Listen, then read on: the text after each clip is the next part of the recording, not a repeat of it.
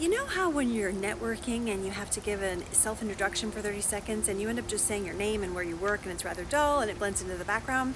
Well, we're going to fix that with 4 easy steps. We're going to add some pop to your pitch.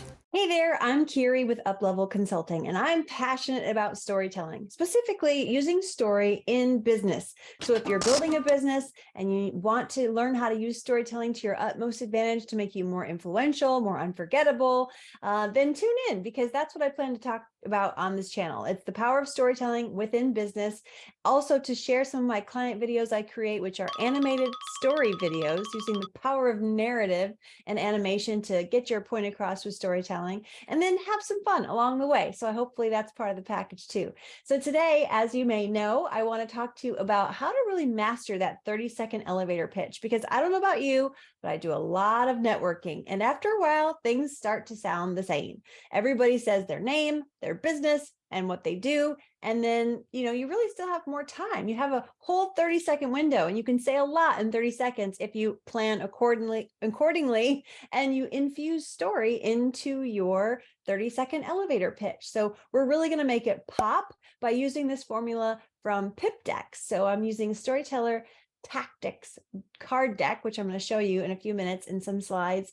And it really helps to think through from your audience's perspective, from your ideal perspective, your ideal client's perspective, rather, and put yourself in their shoes rather than just have it be about you. So when you infuse story, you are helping people relate to you, you're helping make better connections, and you're hopefully piquing some interest so they ask you more about what you do. After all, that's the whole hope in networking, right? Is to actually make the conversation move forward and go ahead, go further into the client journey, if you will. So with that, I'm going to show you a few slides, not too many. And I hope to also give you, not I hope to, I will promise to give you a discount code if you're interested in getting your own storytelling tactics deck. All right, so bear with me while I share my screen. Share the right screen here. And this is the deck. This is what I'm talking about. So you can go to pipdecks.com. You can check it out. It's got an amazing system built within this card deck. And I plan on using a lot of these in this YouTube channel. So I'll be sharing a little bit about how I'm using the deck as well. So before I dive into the 4 P's of pop, P-O-P-P, and how you really make your pitch pop, I want to share just a few differentiators between what a statement is and what a story is, because oftentimes we say we're telling a story, but we're not really using a story structure. So statement is information giving. That's just like features and benefits and things like that. A story gives you an opportunity to influence someone. It's a way to bring them along. It's where a statement can be an explanation, a story is an experience, it's an invitation, come along with me. A statement can feel like a push statement, a push of information, a download, and people can feel a little resistant to that. So a story, on the other hand, is more like a magnet. It pulls people in, it allows that ability to relate, to build trust. A statement can be hard to remember. Think about this information age we're living in. I mean, you can look up something and then forget it right away because it's just so easy to look it up again. So it can be hard to remember tons of information. On the other hand, story is memorable. It's what really sticks in our brain. It's because we have story-shaped brains, but that's probably another video. All right, so here is the acronym for POP, P-O-P-P, from the Storytelling Tactics deck. And I'm going to share with you an example of how I use this for myself in just a second. But just to go through the arc here, the story arc is starting with a problem, showing a glimpse of an opportunity, going into some practical steps, and then promise. So as we go through, you'll see the negative side and the positive side, the down part of the arc here, and then the up side. So we start out with the problem, which isn't really like a natural thing to do, right? Usually when you're meeting someone, they're like, so who are you? What do you do? And you say, oh, I'm so-and-so, and I do this, and just answer their questions. But what if you started with, well, in this situation, so you're starting with a problem. You can frame it in a way that it's using these elements of story to make you more intriguing, really, to make what you're saying more memorable and stand out. All right, the second point is opportunity. So as you can see, the problem is starting on a negative note. Then we give a glimpse of an opportunity, a glimpse of hope or possibility of what could be. So we're going up into the story arc of a positive.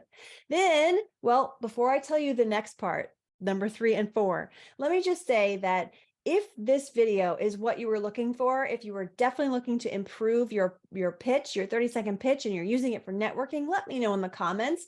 If you were thinking this was something else and you're thinking about your absolute your venture capitalist pitch deck and how you're going to improve that, then let me know that as well.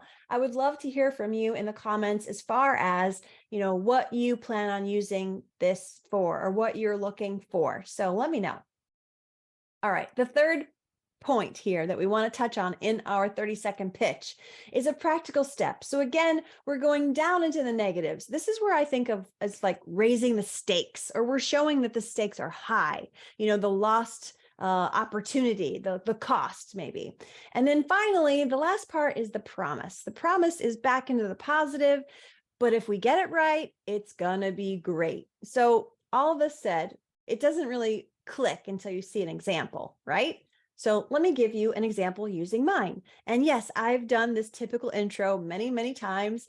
It's a lot of what I think is like sort of falling in line with the group. This is how everyone's doing it. Okay, I'll stand up and do it this way as well. But I'm going to try to flip that and infuse more story to hopefully have people asking me more questions after networking. So a typical intro might sound like this. Hi, I'm Kiri at Uplevel Consulting, and I help service-based business owners communicate more persuasively using the art and science of storytelling.